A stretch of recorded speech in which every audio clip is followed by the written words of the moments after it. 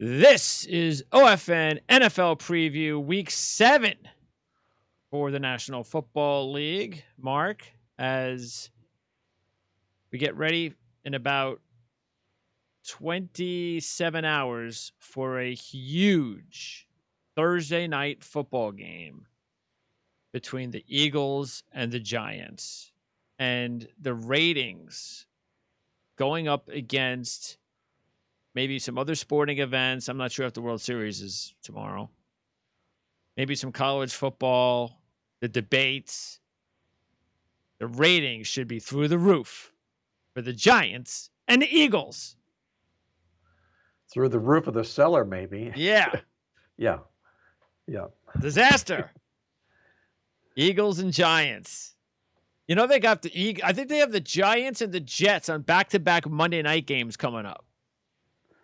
Well, they deserve it. If they schedule those games, they got what they asked for. That's all I can say. I know. All right, so Thursday night. Oh, but by the way, college football, thanks to Big Ten, Mountain West, and so forth, the schedule is looking more normal in college football. We've actually have more games to scout and go over. So that's a lot of fun, isn't it? It's a lot of fun talking and reading about them and getting ready for them. But if you're preparing a football newsletter like we do each week, it's a lot more work, okay? That's true. But and it's also kind of hard because I know there are even some teams that are still, I know Minnesota, I believe, they're not like telling you anything as far as, you know, which players are going to be available from COVID and who's not. And it's one of those things where you're probably better off the first week with a lot of these, you know, week one matchups, just kind of staying away. Well, that's going to be our stance, you know, because a lot of what we do is based on statistics, and there aren't any to be based on with teams playing their first games. There's only conjecture about who they had coming back, how they worked themselves way through spring camp, of which they didn't do. And if they did, it was so long ago they don't remember. So it's obviously better to wait for these teams to get a game or two under their belt before jumping into the handicapping water. Yeah, I would think that the percentage is zero when you talk about teams that play week one games in late October. You know, what's amazing is there's a game in college football this week where a team is making their debut against a team that will be playing its sixth game, okay? Which game is that? Where's the fairness in that, right? You know. Which one's that? It escapes me it's one of the, I think it's one of the Mountain West teams that's going to be debuting. I believe. It's a non-conference game for a yes. Mountain West team. Yeah, it's a non-conference Mountain West game, exactly. So, you know, the ugliness of it all is what it is, and we can only, like I say, deal with the cards we're dealt with, and you can always fold a hand. You don't have to play every hand. No, you don't. No, exactly. So, like Kenny Rogers said, you got to know when to hold them and know when to fold them. So that's what we'll be doing this week with these newbies in college football. All right, in the NFL, Thursday night, as we led off with, the Giants and the Eagles, the NFC East teams are a combined 5-18-1. That's nice. That's lovely. Nice. Yeah. This is, and I can see this game. Look, I actually feel pretty reasonably confident as you can be picking any team from the NFC East, that the Eagles are going to win the game.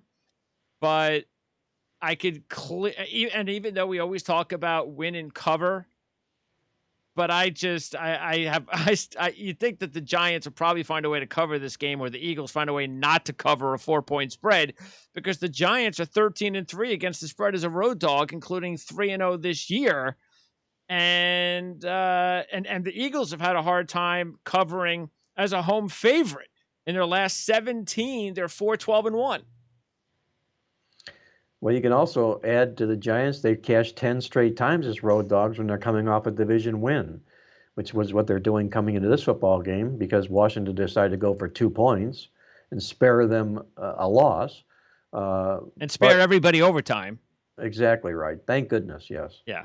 But, you know, you got trends here. You got Philadelphia is very, very good on Thursdays, and You've got the New York Giants being what they are in this road dog role, but my goodness, I mean, it's like opening up a garbage can. You see a can full of maggots, and you're going to handicap the maggots, and say to yourself, "Why am I doing this? Okay, why do I need to do this?"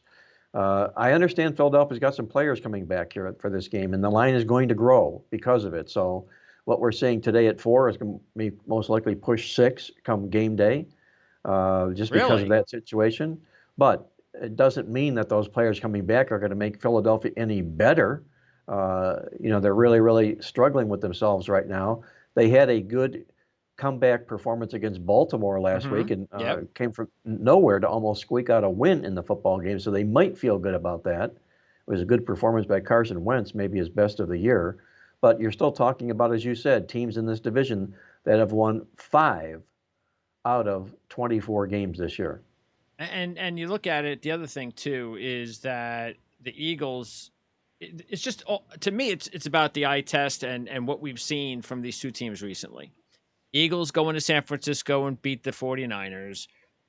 Have a nice little comeback against Pittsburgh to make that a game.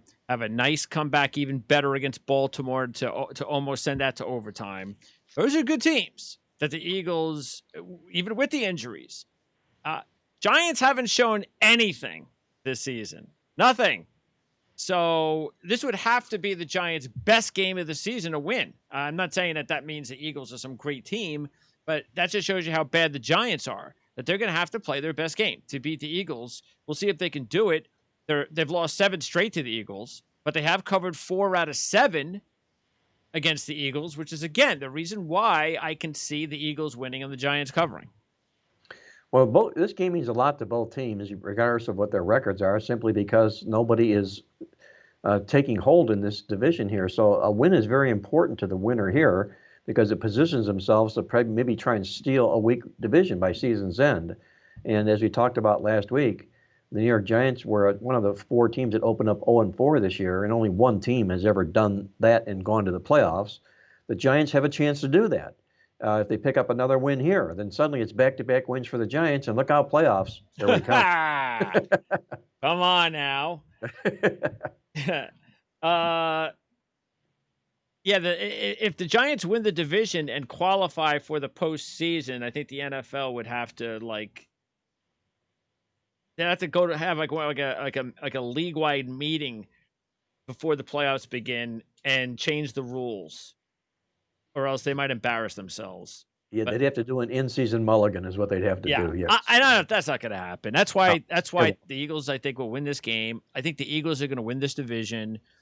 You mentioned the guys that are coming back, Deshaun Jackson and Lane Johnson, which is nice, but they still have 4 offensive linemen out. And Zach Ertz and Miles Sanders have now been ruled out. So they get guys back, and now they're losing guys. So there's still and they haven't gotten Rager back yet. Their top draft pick. Draft pick, right. Haven't seen him yet. He's any week now, but I mean, look what happened in the game last week. Wentz throws a perfect pass, one of the first plays of the game. Hightower, ball goes right through his hands or bounces off his hands, and that could have been a touchdown, the first play of the game. So that's what happens when you have to throw to a 5th-round draft pick or a 6th-round draft pick instead of a 1st-round draft pick. But I think Wentz has shown enough over the last 2 weeks that now that their level of competition has gone down, I think they're going to beat the Giants on Thursday night. Okay.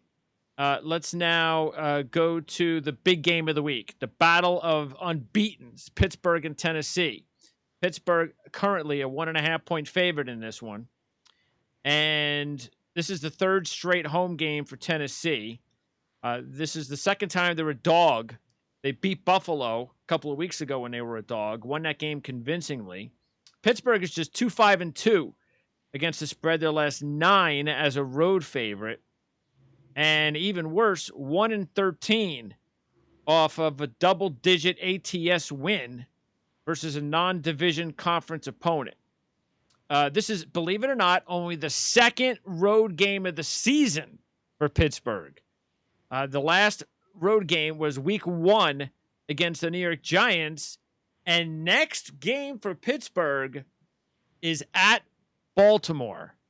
And these are two huge games for Pittsburgh, and I don't care what you say. Baltimore is more important. Not saying Pittsburgh's looking way ahead, but that game's more important than this Tennessee game. I love the fact that Tennessee is the home dog because of the fact that we talked about at the beginning of the season. They were getting no respect at 33-1 to win the Super Bowl, and they were one of our top sleepers. They have proven us 100% correct so far at this point. I know Taylor Lewan's out. We'll see how that affects him. He's a big part of their offensive line. But this is another sign of disrespect. To me, this doesn't have anything to say about Pittsburgh. It's all about what Tennessee's believing that, hey, here we go again. What do we need to do to show everybody that we're for real? And I think that's the reason why I'm going to go ahead and take him in this one, and we'll see. But we also know that Pittsburgh's a very good team too, so it should be a good football game. I think it'll be a real good football game. Two 5-0s is only, surprisingly, the third time since the Super Bowl era began in 1966 that a battle of 5-0 teams have met in Week 6. You don't see it too often. We got that on tap here this Sunday here. And as you mentioned here, because of the COVID situation, with Baltimore being on deck next week for Pittsburgh because of the COVID rescheduling, I would most normally call that out and talk about Pittsburgh being off of Cleveland with Baltimore on deck, making this a monstrous sandwich. But when you're 5-0, yeah, you're not going to let down in a football game. Mm-hmm. Correct. You're going to play. And you're not going to let down against a 5-0 either. Exactly right. So you're going to get 100% focus by both football teams in this game. There is no letdown. There is no look ahead here. What I'm looking at Pittsburgh in this game, the reason I'm liking them for this side is two things. Number one, they have 126 yards, the better defense in this contest here. And when you have games with primetime superior teams like this, two potential playoff teams, defense usually rules. Secondly, if you take a look at Mike Tomlin and what he's done in his career against undefeated opponents, he's 12-7 straight up and against the spread. And it's a battle of undefeated opponents, Pittsburgh and his opponent. He's been in 6 of them. He's won and covered 5 of those football games. So basically, he's been there and done that. I can't say the same about Mike Vrabel and Tennessee. They feel awful good about the bonehead move by Romeo Crennel in helping them to get the win against Houston last week to keep them undefeated. But I like defense in big football games, which means I like the Pittsburgh Steelers. Interesting trend for Mike Vrabel. He's only been a head coach for a short while, but he has yet to cover a game as a dog of less than 3 points. So that's interesting. Yes, it is. Okay, let's go to game number 3 on our docket. That is going to be the game between Kansas City and Denver out west in the AFC. We stick with the AFC. This is a 9-point spread for the Chiefs. There's a huge look ahead for the Chiefs in this one to keep an eye on, and that is the Chiefs will be hosting the Jets next week. Yeah, that's a big look ahead. Yeah. Yes. So I can see how they could be distracted against Denver, a division opponent this week. But Kansas City has done such a good job in the division. And I know that, and it's interesting because as well as they've done in the division, so far this year, that hasn't been the case. They lost to the Raiders last week, which, by the way, we called that was going to be a close football game. And also the Charger game was very close earlier this season. But still, the Chiefs are 15-4 against the spread in their last 19 division road games, including 8-1 against the spread versus an opponent following a win. They're coming off a sweep of Denver last year by a 53-9 margin.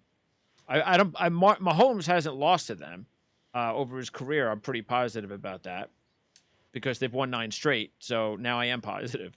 7-1-1 against the spread in those 9 games. So they've dominated the series over the last several years. Broncos coming off back-to-back wins, but they're 0-2 straight up, 0-1-1 against the spread at home this year. Denver has played the dog nicely the last few weeks. They get the Mahomes and the Chiefs off of a Monday night game, and a big game at that, another big game. So we'll see. I mean, this is one of those games where, on one hand, because they lost to the Raiders in the division, I kind of think that it's still fresh in their minds. They're not going to let that happen again, and they're going to dispose of the Broncos and cover. But on the other hand, I can see this game also being one of those sort of like the Charger game where Chiefs win, but Denver finds a way to keep it close. Well, in the role of a home underdog, Denver's done that a lot, Greg, especially when they're coming off an underdog win. They've been there 6 times. They've won and covered 5 in the role of a home underdog. They generally tend to get teams to play down to their level in home underdog roles, and Kansas City could well do that in this football game here.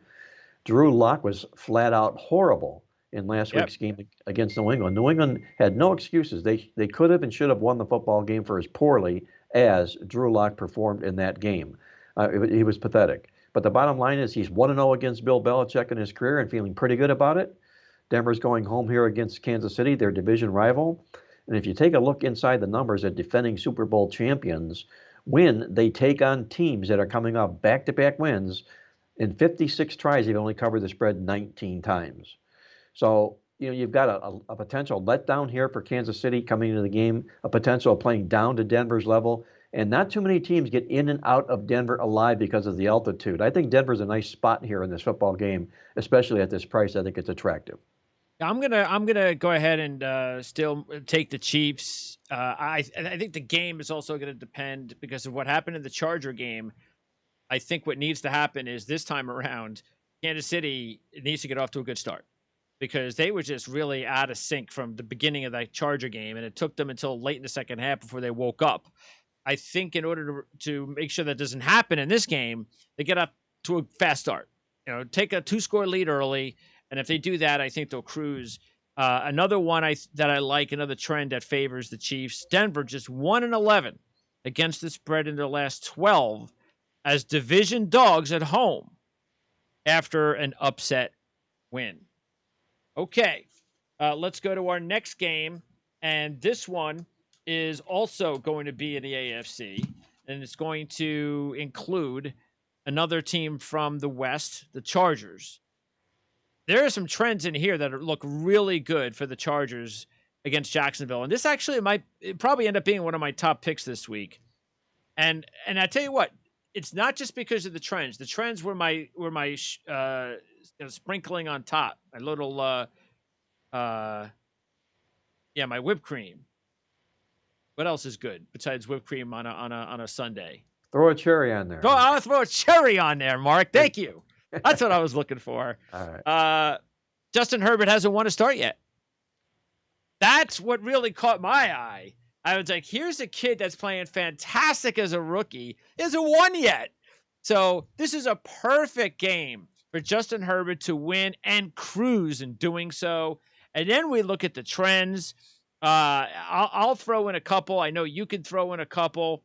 I think the biggest one of all is the contrast between the fact that the Chargers are 18-3 against the spread in the last 22 versus AFC South teams, while Jacksonville is 0-9 against the spread in their last 9 versus AFC West teams. Yeah, that's a strong collision of two divisions going head to head against one another, although Philip Rivers was probably largely responsible for those Charger numbers.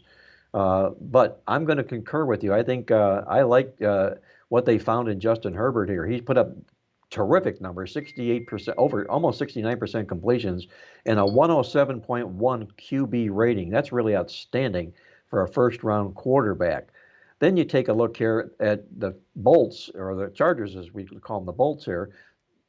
The last 8 games, they've won 7 of them and covered 8 times. They really dominate this football team. You've got a team in Jacksonville that's riding a 5-game losing streak and has allowed season-high yards to 3 opponents thus far this year. That's the sign of a team that's about ready to implode. And if you don't find Jacksonville hot and heavy in this Trevor Lawrence race against the Jets, if you don't think they are yet, just watch and see what happens here Sunday. I don't think they stand a chance in this football game. I'm with you. I'm on the Chargers in this contest. Yeah, and another one is Jacksonville is 0-5 against the spread the last 5 times. They have played teams coming off a bye. That's not good. And even though the Chargers haven't been very good as a home favorite recently, this is a new quarterback. This is a new season, and I think there are other factors in there as well that I feel pretty good about. So, all right, that spread is about 7.5. Let's also stay out west because there is a huge game as we turn our attention to the NFC between Seattle and Arizona. And I know, see, I already know who you're going to take. See, this might change. Last year, the Clapper gave me a good indication of what you were going to do each week when the Cowboys would play, but that's Right. no longer. Now it's Mike Zimmer. But after last week, Kirk Cousins made Mike Zimmer look really bad, and I think Mike Zimmer's trends might be in trouble because of Kirk Cousins. So on the opposite side, instead of going with Mike Zimmer or the Vikings, you might want. I think that I like the fact that you have done a lot of going against the Seattle Seahawks this year because of how bad their defense has been, and yet they still find ways to win. They lose the total yards battle every game, but they still find ways to win. You can chalk that up to Russell Wilson, of course. He's the number one reason why they do that. But it's interesting because you have a team that has won. Actually, they're 6-0-1 straight up, 5-0-2 against the spread of their last 7 at Arizona. So Seattle's dominated these games at Arizona, but the Cards have won both games this year at home straight up as a dog. So they've had 2 upsets at home this year. And Cliff Kingsbury, a lot of people like to slam or feel, and we talked about this as well last year. Didn't understand why Cliff Kingsbury was getting, and I remember when it happened too, because it was a racial thing. Here's Cliff Kingsbury. He doesn't have a winning record in college. Why is he getting a head coaching job? And yet, Arizona doesn't hire, or they fired a black head coach to bring in the white Cliff Kingsbury. But it was unfair to judge Cliff Kingsbury that way. I'm not trying to say Cliff Kingsbury is a great coach, but he's covered all 6 versus opponents with revenge on their mind, which is pretty impressive. Yes, And it he's is. 5-1 against the spread versus winning teams. Well, he was brought in for one primary reason. You know it, I know it, the league knows it, and that's because his playbook matches Kyler Murray's style of play. Yep. And that's exactly why he was brought in. He had coached in the Big 12 Conference where Kyler Murray was from, and they thought it would be a perfect fit. He's young, and the team will relate to him. And so far, they're proving to be a pretty good hire here. They're building from the ground up, and they're getting better with each passing game. I was a little bit surprised at the ease at which they beat Dallas on Monday night. Obviously, the Dallas Cowboys have a lot more problems than what's showing on the surface. And you're taking a look at Arizona here now coming back as a home underdog off a road underdog win. That's a pretty good role for football teams. It's a bit of a disrespect role that they come into here. What you've also got here also is the Seattle looking at in the stats numbers here. We talked about that. I know, and I keep preaching about how they keep getting blistered in the total yards every week. They're being outstatted 76 yards a game. My goodness, yet this football team still hasn't lost a game. Now, I was talking with some people in the Dallas Cowboy organization here this morning, and we were going over what's going on with the Cowboys type of talk, and the conjecture came up about Mike McCarthy and whether or not he has really taken a hold of that football team. And I brought up the comment that his football teams are being outgained regularly, a trait that Andy Reid had, and their comment was that it's a Bill Parcells philosophy, bend, don't break. And there's a lot of coaches in the National Football League that the owners buy that philosophy of bend, don't break. And with football teams that bend and don't break, their statistics never really do look all that impressive. Mm-hmm. They look a lot better on the scoreboard, and that's the case for Seattle here right now with Pete Carroll. So I understand where there's a lot of support for Seattle in the football game, but I'm not going to step in front of Arizona right now. This is a football team that is really on the come right now. You got a football team here in Kyler Murray's 11-5-1 to the spread, taking points as a dog in the National Football League. 6-0 against a team that he beat in the most recent meeting. Arizona beat Seattle the most recent time. So I'm going to take the points with Arizona here and make Seattle prove to me that they can play a complete football game. Yeah, this is actually one of those games where I could see even if Seattle wins, they don't cover.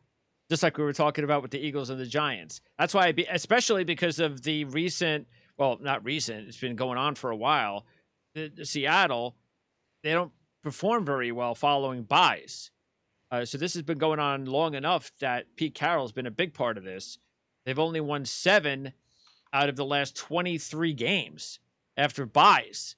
That's I don't know what that's about. I mean, maybe if, and Pete Carroll is a player's coach, so I don't know. Maybe he tells the guys to go have fun, and I'll see you in 13 days. You get 13 days off, and you'll come back and play a football game. I don't know what it is, but they don't play very well after a bye.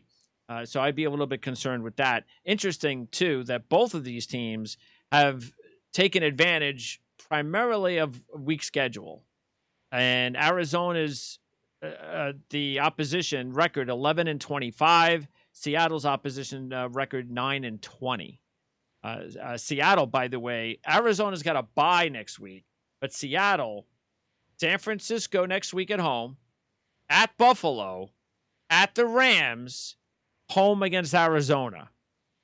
So they've got 5 straight weeks after the bye of really tough football games. Yeah, they've got their work cut out for them, Seattle does, and I'm sure Pete Carroll's going to tell them, let's take this one game at a time, guys. No look-aheads here. We're going to just keep playing whoever's in front of us each and every week. That's why Pete Carroll's such a great coach. I mean, he knows how to motivate players. He knows the buttons to push, and he's been there before with all of his experience. And I can't refute anything that he's done. I just don't like the way that they're winning games this year, or nor the way they won games last year. The fact of the matter is, this is a spillover from last year, a team that if you'd looked at their numbers, you swore would not have made the playoffs. But they did, nonetheless, a Pete Carroll trait. Yeah, what I want to see is, and keep an eye on the injuries more than anything for Seattle's defense. They've got a couple of young rookie defenders that they need to get healthy. They've got Snacks coming in soon. He might play on. He might even get a few. I would guess he's going to get some reps in this game. And Jamal Adams is the biggest one. When is he going to be back? So I don't think it's going to be on Sunday, but in a few weeks, that combination, then I think we'll see the real Seattle defense, and maybe only then will we find out what kind of a complete team Seattle is. So. But like I said, you're not going to see that on Sunday. No, you won't see it. And I'm going to best bet that until Adams comes back and this defense is not at 100%, you're going to see them suffer their first loss between now and his return. All right. And then our last key game of the week is another NFC game, and a very interesting one, Carolina and New Orleans. And I say it's interesting because you have Teddy Bridgewater returning to face his former teammates from last year, from which he went undefeated as a starter. And they're coming off a loss. Bridgewater coming off his worst performance of the year, playing a Bear defense that really playing well this year. You had to wonder, maybe there's also a little look away here. Who knows, for Bridgewater. But there are some huge trends pointing towards Carolina, including the fact that they have covered 3 straight at New Orleans, and they're 2-1 straight up as a road dog this year. So they have won 2 out of the 3 as a dog on the road this year. Meanwhile, New Orleans 2-6 against the spread in their last 8 as a home favorite, and they've only won 4 out of those 8 games overall, 7.5 points.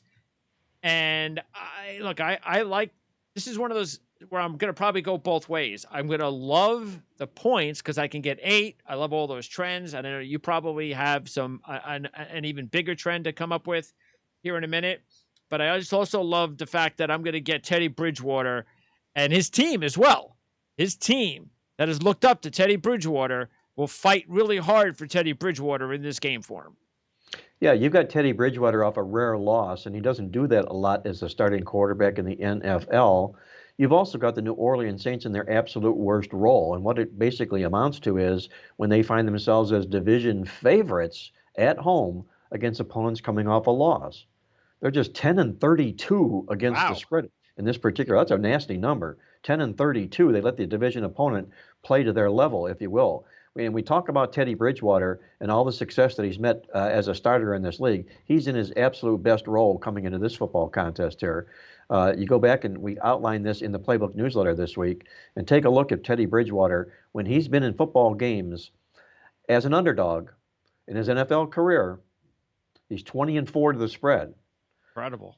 And if he's taking on a 600 or better opponent, he's 12-0 to the spread. That's incredible. Yes, it is. So you got really good numbers both to the quarterback, the team, and against the opponent here. That all makes a pretty solid case for Carolina for being in this football game. By the way, Carolina will face Atlanta on Thursday night. So we'll see how that goes. That could be a much better game than anybody would have thought if Carolina could win this game and Atlanta could come in there winning 2 in a row. And meanwhile, New Orleans will have some tough games coming up. They're going to go to the Bears next week, then the Bucks, and then they host San Francisco. So things are starting to get tough for New Orleans as well. Meanwhile, just quickly, we'll run through some of the other things going on in some of the games. We were going to talk Tampa Bay and Vegas, but we decided to pass because Trent Brown, offensive tackle, comes back for one game, and then they upset the Chiefs. Ruggs comes back too. It shows you what happens when you can get your best offensive lineman back, your speediest, most talented receiver back, and they could use those guys, and you can upset the Chiefs. Well, now Brown has got COVID, and the Raiders are a little bit unsure whether or not the rest of the offensive line is going to have to potentially miss the game as well. So the Gruden Bowl is definitely one of the games to watch on Sunday Night Football, and hopefully the Raiders will have 4 out of those 5 linemen ready to go, and nobody else has to miss the game, because I want to see the Raiders, as healthy as possible against Tampa Bay and making that a really good matchup. That would have been a real nice matchup. In fact, we would have made some pretty strong cases for Vegas in the football game, but you cannot have cluster injuries in football, whether it's college or pro football. And with COVID being what it is, and if it attacks a lineman, it probably affects the whole entire line, which is what you mentioned here. So that it would end up being a COVID cluster injury, and might mean that this football game gets canceled. If it doesn't get canceled and Vegas plays, they might look a lot like New England did last week when their offensive line had a COVID cluster as well. Who knows? Maybe they moved the game to Tuesday. Maybe. Could happen. Speaking of Monday night, you got the Bears and the Rams, and these two teams have played the last 2 years, and the games have been all defense. Rams won 17-7 last year. Bears won 15-6 in 2018. And the one thing to point out here, the Bears have covered 4 straight on Monday night. The Rams are 2-8 against the spread in their last 10 on Monday night. It's a 5.5-point spread. And the Bears have covered 4 out of 5 as dogs. They don't get any respect, but they just keep finding a way to win. I'm going to say, out of all this stuff that's happening with the COVID here, Greg, I'm kind of enjoying doubleheaders on Mondays. Yes. And I think once the season's over here, the NFL is going to take a look at that and say, you know something? It was really well received, and they just may schedule Monday night doubleheaders moving forward, an early and a late game, and I think when they would dominate the ratings doing that. And it's just it makes too much sense, and I can only guess that it had to do with West Coast, as usual, the whole West Coast thing. And if you do it, you don't necessarily have to do a game at 5:00. You can do certain games on Monday where you have a West Coast game. You try to do it every week. Try to make sure that there's always a West Coast game. That's the late game. Even if it's a late game on a Monday at 10:00, I'd rather have that than still just one game on Monday night. I could always DVR the game and wake up the next morning and watch it. I'd rather do that than have it inundated, and lost on a Sunday with all the other games at 1:00. Well, it leaves the fan not feeling like they're force-fed to watch this one game that the NFL decided to make the Monday night primetime game. It might have been sitting well in the eyes of the NFL when they made the schedule, but it doesn't make you or I like that game any better. And if we don't like the game, we don't like the matchup, we're not going to watch the football game. So there's a better chance of more people watching Monday Night Football if they have a choice of 2 games. And you know what they could do, too, if they wanted to, is they could go, okay, I'll tell you what, we'll have 2 games on Monday night, and we'll have our feature game. And then if you want to watch that other game, well, you have to have whatever. You have to have our NFL package, or you have to have this or that. I mean, I'm not saying I want that, but the NFL could figure out a way to make more money that way. Sure. Watch the game on the NFL Network, where you have to subscribe to it by your cable carrier. So yes. something to that effect. And I'm sure they'll do something just like Yeah, that. this way, so they don't necessarily have to have them both at one at 5 and one at 8 and one at 10. You could have them both at the same time, and then Exactly. make it. Why not? I mean, you have 10 games at the same time at 1 o'clock on Sunday. What's the difference if you have 2 games going on at the same time on Monday? Well, there's one reason why not, because it makes too much sense. Okay. Yeah, I know. Yeah. Cleveland at Cincinnati. We'll find out if Cleveland can get back going, because that loss was pretty embarrassing. They just they haven't done well. They've lost 4 straight games on the road against division opponents by 80 total points. Well, they've also been on the road 3 times this year, and they've allowed 38 points in each and every game. They're going to have to really tighten the screws up defensively, Cleveland will here. The word is that Baker Mayfield, Odell Beckham, and Jarvis Landry are going to play in this football game. They're going to need them in the worst of way. This is a true test for Cleveland to find out whether or not they're for real or are they a fraud. If they beat Cincinnati, it's only Cincinnati, but at least, but still, yeah. Good teams beat teams like Cincinnati. If you can't beat Cincinnati, you're a fraud. So this becomes a huge game for the Cleveland Browns. Yeah, because Cincinnati will probably keep them in the game. It'll be a close game. It's up to Cleveland to not figure out a way to lose like they've done in the past. So, here, I'll throw one neat stat at you in this game before we move on. This is from our statistical newsletter, our midweek alert. And what we found was the Cleveland Browns have put up season-high yards against 3 opponents this year. Cincinnati Bengals have allowed season-high yards against 3 opponents this year. So if this Cleveland offense is healthy, there won't be any Nick Chubb. But if those 3 players play like I mentioned here, you can look for maybe a potential Cleveland bounce back in this game. Yeah, it's the opposition, the crowd at these road games, the intensity in the stadiums on the road have just really hurt the Browns. Yes, they have. Yeah, so that hasn't gone well for them. Dallas, Washington, the rivalry used to be awesome. It's awesome no more. Look, Cowboys have not covered a game all year, and after what happened on what was it, Monday, Sunday night, whatever. After that game, and then the players are starting to come out and revolt. Yet they're in first place. I just, you know what? I'm probably going to take Washington this week. I'm not going to, anybody that puts a lot of money on a game like this is crazy, but I probably take the Redskins because they're not divided. The Cowboys do look divided, and I think they're, Prescott's gone, and as soon as Dak Prescott leaves, everybody kind of shrivels and crawls into a hole.